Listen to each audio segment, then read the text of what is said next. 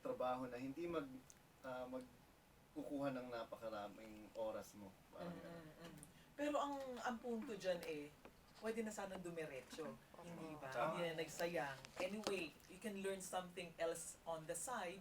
Pero if your passion is about voice acting, being a voice artist, maganda sana dumiretso ka na. Ang problema Pero kasi, that's fine na. Miss Jasmine, ang problema kasi is wala namang masyado nakakaalam sa industriya ito na meron palang ganitong industriya.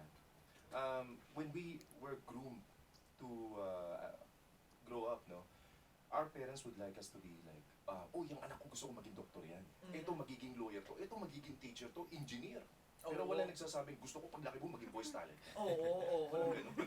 At saka medyo tago tong industriyang ito parang, malaki yung demand pero parang, Cannot be seen kasi. cannot be seen. So hindi mo siya mahawakan, hindi siya palpable Tangible. masyado. Hindi siya tangible, hindi siya palpable. Anyway, tuloy-tuloy po ang ating talakayan. Makakausap po natin mamaya-maya si Anna at saka si Carlo Patrick Torres. Anong tatawag ko sa'yo? Hindi si Luciano, Wabs. baka gusto niya. Wavs po. Ha? Wavs. W-A-V-Z.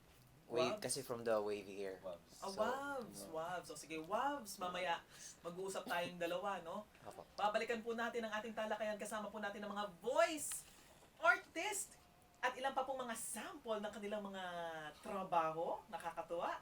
Sa pagbabalik po ng Trabaho Panalo. Uy, tatanong ko rin na, malaki ba kita dyan? Malaki kita? Paano ba? Paano? Magbabalik po kami dyan. Lamang po kayo.